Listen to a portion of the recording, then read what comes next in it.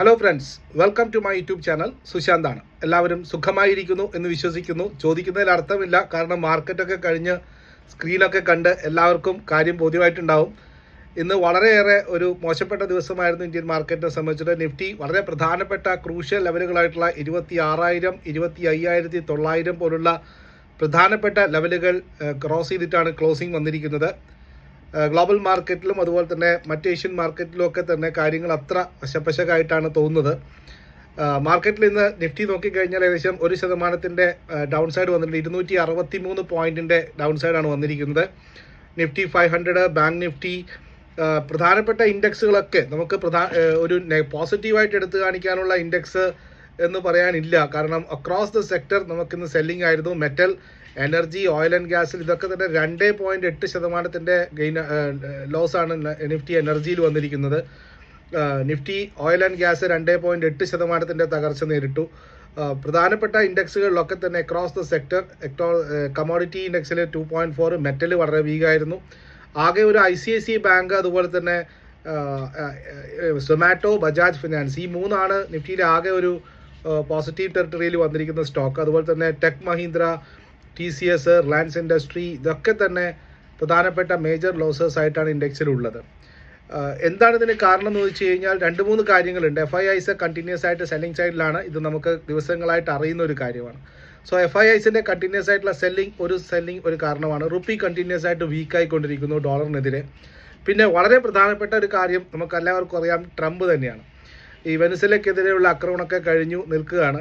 പക്ഷേ അദ്ദേഹത്തിൻ്റെ ഭാഗത്തുനിന്ന് ഒരു പുതിയ സ്റ്റേറ്റ്മെൻറ്റാണ് ഇപ്പോൾ വന്നിരിക്കുന്നത്. അതിലാണ് ഇന്ത്യൻ മാർക്കറ്റ് ഒന്ന് ഞെട്ടിയത്. അതായത് അടുത്ത ആഴ്ച പുതിയ ഒരു ബില്ല് അമേരിക്കൻ സെനറ്റിന് മുമ്പിലേക്ക് പാസ്സാക്കാൻ കൊണ്ടുവരികയാണ്. അടുത്ത ആഴ്ച കൊണ്ടുവരാൻ പോകുന്നു എന്നുള്ളതാണ് അദ്ദേഹത്തിൻ്റെ ഏറ്റവും അടുത്ത ഫ്രണ്ടായിട്ടുള്ള ഒരു ലിൻഡ്സി ഗ്രാം അറിയിച്ചിരിക്കുന്നത്. ആ ഒരു ബില്ലിൻ്റെ പേര് bipartisan Russia sanction bill എന്നാണ്.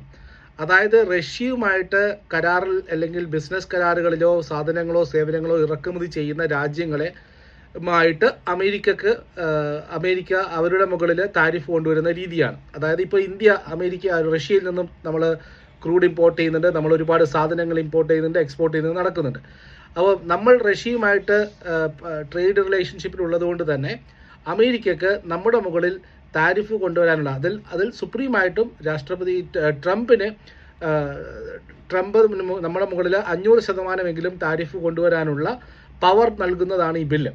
അപ്പോൾ റഷ്യയുമായിട്ട് ഏതൊക്കെ രാജ്യങ്ങൾക്ക് ട്രേഡ് റിലേഷൻഷിപ്പ് ഉണ്ടോ ആ രാജ്യങ്ങളെ പ്രഷറൈസ് ചെയ്യുക എന്നുള്ളതാണ് ഈ ബില്ലിൻ്റെ ഉദ്ദേശം. അപ്പോൾ നമ്മളെ സംബന്ധിച്ചിട്ട് നമുക്കറിയാം, ഇന്നലെയും കൂടി അദ്ദേഹത്തിൻ്റെ സ്റ്റേറ്റ്മെൻറ്റ് വന്നത് മോദി അത്ര ഹാപ്പിയല്ല. നിങ്ങൾ എണ്ണ വാങ്ങുന്നത് റഷ്യയിൽ നിന്നും കുറച്ചു എന്നതിൽ സന്തോഷമുണ്ട്, പക്ഷേ ഇപ്പോഴും നിങ്ങൾ ട്രേഡ് റിലേഷൻ തുടരുകയാണ്, അതിൽ ഞാൻ അത്രമാത്രം പോസിറ്റീവ് അല്ല എന്നുള്ള സ്റ്റേറ്റ്മെൻ്റ് ഒക്കെ ട്രംപിൻ്റെ ഭാഗത്ത് നിന്ന് വന്നിട്ടുണ്ടായിരുന്നു. ഇപ്പോൾ അതിൽ ഒരു പടി കൂടി കടന്നിട്ടാണ് ഈ ഒരു ബില്ല് അടുത്ത ആഴ്ച വരുന്നത്. ഈ ബില്ല് അമേരിക്കൻ സെനറ്റിൽ പാസ്സാവുകയാണെങ്കിൽ, വോട്ടിങ്ങിനിട്ട് ഇത് പാസ്സാവുകയാണെങ്കിൽ ട്രംപിനാണ് അധികാരം. ട്രംപ് എന്ന് പറയുന്ന അമേരിക്കൻ പ്രസിഡന്റിനാണ് അധികാരം. 500% വരെയെങ്കിലും ടാക്സ്, 500% വരെയെങ്കിലും താരിഫ് ഈ റഷ്യയുമായിട്ട് ട്രേഡ് ചെയ്യുന്ന രാജ്യങ്ങളുടെ മുകളിൽ ചുമത്താനുള്ള അധികാരമാണ്. അപ്പോൾ ഇതിൽ പ്രധാനമായിട്ടും ടാർഗറ്റ് ചെയ്യുന്നത് 2-3 രാജ്യങ്ങളാണ്, പ്രത്യേകിച്ച് ബ്രിക്സ് രാജ്യങ്ങളെയാണ്. അതിൽ തന്നെ ഇന്ത്യ, അതുപോലെ തന്നെ ചൈന, ബ്രസീൽ, ഈ 3 രാജ്യങ്ങളിലാണ് ഇവർ പ്രധാനമായിട്ടും ടാർഗറ്റ് ചെയ്യുന്നത്. ഈ 3 രാജ്യങ്ങളും ബ്രിക്സ് രാജ്യങ്ങളിലുള്ള രാജ്യങ്ങൾ കൂടിയാണ്. അപ്പോൾ റഷ്യയുടെ മുകളിൽ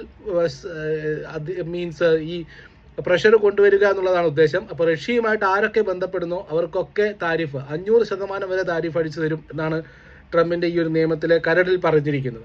അപ്പോൾ ഇത് അടുത്ത ആഴ്ചയാണ് വോട്ടിങ്ങിന് വരുന്നത്. ഇത് തീരുമാനമാവുകയാണെങ്കിൽ ഇന്ത്യക്ക് ഒരു വിഘാതമായേക്കാം. അപ്പോൾ ഇതുമായിട്ട് കണക്ട് ചെയ്ത് വായിക്കേണ്ട വേറൊരു കാര്യം കൂടിയുണ്ട്. നമുക്ക് ട്രേഡ് ഡീൽ നമുക്കിപ്പോൾ വരും എന്ന് നമ്മൾ പ്രതീക്ഷിച്ച് നിൽക്കുകയാണ്. ഏപ്രിലോട് കൂടി വരും, ഡിസംബറോട് കൂടി വരും എന്ന് പറഞ്ഞു, വന്നില്ല. ഇപ്പോഴും നയതന്ത്ര ഡിപ്ലോമാറ്റിക് റെപ്രസെൻറ്റേറ്റീവ്സ് ഇന്ത്യയിലും US-ലുമായിട്ട് ചർച്ചകൾ തുടർന്നുകൊണ്ടിരിക്കുന്നു. പലവട്ടം മോദി ട്രംപ് കൂടിക്കാഴ്ച നടന്നു അറിയപ്പെടുന്നു. ഇതിലൊക്കെ ആയിട്ടും ഈ ഒരു കാര്യം കൂടി വരുന്നതോടുകൂടി ആ ഒരു ട്രേഡ് ഡീൽ കൂടി അനിശ്ചിതാവസ്ഥയിലേക്കാകും എന്നുള്ള ഒരു തീരുമാനത്തിലേക്ക് വന്നു. ഇതും ട്രേഡേഴ്സിനെ ശരിക്കും പറഞ്ഞു കഴിഞ്ഞാൽ പ്രോഫിറ്റ് ബുക്കിങ്ങിന് കാരണമാക്കി. മറ്റൊന്ന്, ഓർഡറുകൾ കിട്ടിക്കുന്നത് ഇനി അങ്ങോട്ട് ഉണ്ടാവില്ല. ഈ ഒരു താരിഫിൻ്റെ കാര്യങ്ങളോ എന്തെങ്കിലും ബില്ലുകളോ എന്തെങ്കിലും ഉണ്ടെങ്കിൽ ഇനി അങ്ങോട്ട് നമ്മുടെ എക്സ്പോർട്ട് ചെയ്യാനുള്ള ഓർഡറുകളും മറ്റുമൊക്കെ ക്യാൻസൽ ആവാനുള്ള സാധ്യതകളുണ്ടെന്നുള്ളൊരു ഭയം. വീണ്ടും ഒരു അനിശ്ചിതാവസ്ഥ വരും, ട്രേഡ് ഡീൽ എന്താവും എന്നുള്ള രീതിയിലുള്ള ആ ഒരു അനിശ്ചിതാവസ്ഥ. അതൊക്കെ ആണ് ഇന്ത്യൻ മാർക്കറ്റിനെ ശരിക്കും പറഞ്ഞു കഴിഞ്ഞാൽ ഒന്ന് പേടിപ്പിച്ചതെന്ന് പറയാം.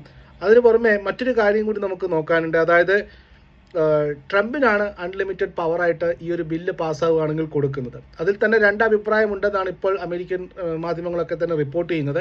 അതായത് ഒരു വ്യക്തിക്ക് ഇങ്ങനെ താരിഫ് കൊടുക്കുന്നതിനോട്, അല്ലെങ്കിൽ താരിഫ് ചുമത്താനുള്ള അധികാരം കൊടുക്കുന്നതിനോട് സെനറ്റിന് മീൻസ് ഒരു ഫേവറബിൾ ആയിട്ടുള്ള ഒരു തീരുമാനം ഉണ്ടാവാൻ വഴിയില്ല. പക്ഷേ ഒരു ഗ്രൂപ്പ് ഓഫ് സെനറ്റിനോ അല്ലെങ്കിൽ ഒരു ഗ്രൂപ്പ് ഓഫ് മെമ്പേഴ്സിനോ അത് കൊടുക്കാനുള്ള പരിമാരം ഉണ്ടായേക്കാം. അതിനോട് ട്രംപ് എങ്ങനെ പ്രതികരിക്കുമെന്ന് അറിയില്ല.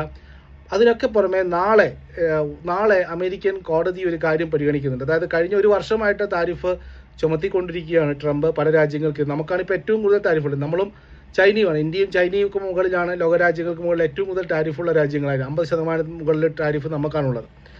അപ്പോൾ ഈ താരിഫ് ചുമത്തിയതിനെ ചോദ്യം ചെയ്തുകൊണ്ട് ഒരു ഹർജി അമേരിക്കൻ കോടതിയിൽ കിടപ്പുണ്ട്. അതിൻ്റെ ഒരു ഹിയറിംഗ് നാളെ വൈകുന്നേരം നടക്കുന്നുണ്ട്. അപ്പോൾ അതിൽ ട്രംപിനെതിരായിട്ടൊരു വിധി വരികയാണ്. ട്രംപിന് അങ്ങനെ പവർ ഇല്ല, ഒറ്റയ്ക്ക് അങ്ങനെ ടാരിഫ് ചുമത്താനുള്ള പവർ ഇല്ല എന്ന് പറയുകയാണെങ്കിൽ ഈ ഇപ്പോൾ ചുമത്തിയിരിക്കുന്ന ടാരിഫുകളൊക്കെ തന്നെ ഒരു കോൺട്രവേഴ്സിയായി മാറാൻ സാധ്യതയുണ്ട്. അപ്പോൾ അതിൽ ട്രംപിന് അനുകൂലമല്ലാത്തൊരു തീരുമാനം ഉണ്ടായിക്കഴിഞ്ഞാൽ ട്രംപിന് വീണ്ടും ഒരു പവർ കൊടുക്കുക എന്നുള്ള ഉദ്ദേശം കൂടി ഈ അടുത്ത ആഴ്ച പ്രസൻറ്റ് ചെയ്യാൻ പോകുന്ന ഈ ബൈപാർട്ടീഷൻ റഷ്യ സാങ്ഷൻ ബില്ലിനുണ്ട് എന്നാണ് അറിയിക്കുന്നത്. അപ്പോൾ നേരെ മറിച്ച് നാളത്തെ വിധി, അമേരിക്കൻ കോടതിയുടെ വിധി ട്രംപിന് അനുകൂലമായിട്ടാണ് വരികയെങ്കിൽ ട്രംപിൻ്റെ കയ്യിൽ ഒരു വാള് കൂടി കിട്ടുന്നതിൻ്റെ തുല്യമാണ്. ഈ ഓൾറെഡി ചുമത്തിയിരിക്കുന്ന താരിഫ്, അതിന് പുറമെ അടുത്ത ആഴ്ച ഈ ഒരു ബില്ല് കൂടി സാങ്ഷനായി കിട്ടുന്ന 500% വരെ താരിഫ് അടിക്കാനുള്ള ഒരു പവർ കൂടി കിട്ടുകയാണെങ്കിൽ ശരിക്കും ട്രംപ് ഒരു ഫുൾ പവർ മാനായി മാറുമെന്നുള്ളതാണ്. പിന്നെ രണ്ടാമതൊരു കാര്യം എന്ന് വെച്ച് കഴിഞ്ഞാൽ ഡോളറിനെതിരെ കളിക്കുന്ന രാജ്യങ്ങളെ ഒറ്റപ്പെടുത്തുക എന്നുള്ളൊരു കാര്യം കൂടി ഈ ഒരു യുദ്ധത്തിന് പിറകെയുണ്ട്. അതായത് ഡോളറിനെ മാറ്റി നിർത്തി അവരവരുടെ ലോക്കൽ കറൻസികളിൽ ആരൊക്കെ ട്രേഡ് ചെയ്യാൻ താല്പര്യപ്പെട്ടിട്ടുണ്ടോ അവരെയൊക്കെ അമേരിക്ക ശത്രുവായി കണ്ടിട്ടുണ്ട്, ട്രംപ് ശത്രുവായിട്ട് കണ്ടിട്ടുണ്ട്. കാരണം ഇറാൻ അങ്ങനെയാണ്, ക്യൂബ അങ്ങനെയാണെന്ന് അറിയാൻ സാധിച്ചത്. വെനുസില അങ്ങനെയായിരുന്നു, ഡോളറിനെ തള്ളി മാറ്റി അവരവരുടെ സ്വന്തം കറൻസി എടുത്തു. അതുപോലെ സ്റ്റാൻഡ് എടുത്തിരിക്കുന്ന ഒരു അസോസിയേഷനാണ് ബ്രിക്സ് എന്ന് പറയുന്നത്. ബ്രിക്സ് രാജ്യങ്ങൾ ഡോളർ ഒഴിവാക്കി അവരവരുടെ കറൻസി പ്രൊമോട്ട് ചെയ്യും എന്നുള്ളത് ഒരു തീരുമാനമെടുത്തിട്ടുണ്ടായിരുന്നു. അപ്പോൾ ബ്രിക്സ് രാജ്യങ്ങളെയാണ് ഈ ഒരു കാര്യങ്ങൾ ടാർഗറ്റ്, ഈ ഒരു അടുത്ത ആഴ്ച വരാൻ പോകുന്ന ബില്ലും പ്രധാനമായിട്ടും ടാർഗറ്റ് ചെയ്യുന്നത് ഇന്ത്യയും ബ്രസീലിനെയും ചൈനയുമാണ്. അതുപോലെയാണ് ഈ പറയുന്ന റുപ്പി ഇക്വേഷൻ. അതായത് നമുക്കറിയാം ഈ ഡോളർ വീക്ക് ആവുന്നതിനനുസരിച്ചിട്ടാണ് സെൻട്രൽ ബാങ്കുകളൊക്കെ തന്നെ ഗോൾഡ് വാങ്ങിക്കൂട്ടാൻ തുടങ്ങിയത്. അപ്പോൾ ഗോൾഡ് കൂടാൻ തുടങ്ങി, ഗോൾഡ് ഇക്വേഷൻ മോശമായി. ഇതിൻ്റെയൊക്കെ കാരണം ഡോളറിനെതിരെ അല്ലെങ്കിൽ ഡോളറിൻ്റെ വിശ്വാസം കുറഞ്ഞു വരുന്നു ആഗോളതലത്തിൽ എന്നുള്ളതാണ്. ഇനി ഇതുപോലുള്ള പ്രധാനപ്പെട്ട രാജ്യങ്ങൾ കൂടി അതിൽ നിന്ന് മാറ്റി ചിന്തിക്കുകയാണെങ്കിൽ സ്വാഭാവികമായിട്ടും ഡോളറിന് വലിയ രീതിയിലുള്ള പ്രശ്നങ്ങൾ സംഭവിക്കും.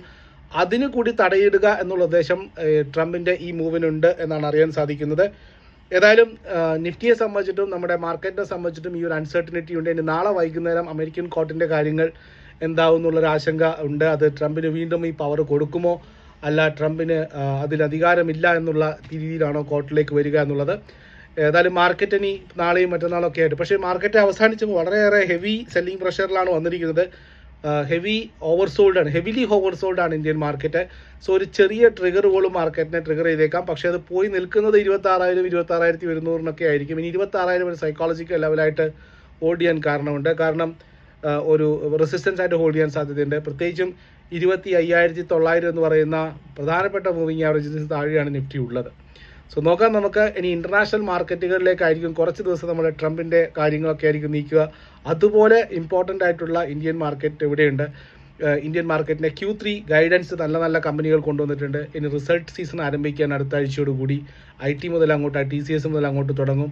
സോ അത് ഇന്ത്യൻ മാർക്കറ്റിനെ മാത്രം ബാധിക്കുന്നൊരു കാര്യമാണ്. പിന്നെ വേറൊരു കാര്യമുണ്ട്, ഒരു പരിധി കൂടുതൽ നമ്മൾ ടാരിഫിനെ ഭയപ്പെടുന്നില്ല എന്നുള്ളതിനാണ്. കാരണം ഇപ്പോൾ ഈ എന്താ പറയുക, നമുക്കൊരു 50% താരിഫ് അടിച്ചു തന്നപ്പോൾ തന്നെ നമുക്ക് അങ്ങോട്ടേക്കുള്ള എക്സ്പോർട്ട് വയബിൾ അല്ല എന്നുണ്ടെങ്കിൽ ഇനിയിപ്പോൾ 500% ആയാലും 1000% താരിഫ് വന്നു കഴിഞ്ഞാലും നമുക്കിനി അത് വയബിൾ അല്ലാത്തത് തന്നെയാണ്. പിന്നെ ആകെ മുങ്ങിയ പിന്നെ കുളിരില്ല എന്ന് പറയുന്ന അവസ്ഥയിലേക്ക് കാര്യങ്ങൾ പോകും. അതുകൊണ്ട് പിന്നീട് മാർക്കറ്റ് ഇത് അവഗണിച്ചുകൊണ്ട് മുന്നോട്ട് പോകുന്ന നമ്മുടെ Q3 റിസൾട്ടുകൾ സീസണിലേക്ക് മാർക്കറ്റ് കോൺസെൻട്രേറ്റ് ചെയ്യുന്ന രീതിയിലേക്ക് വരും.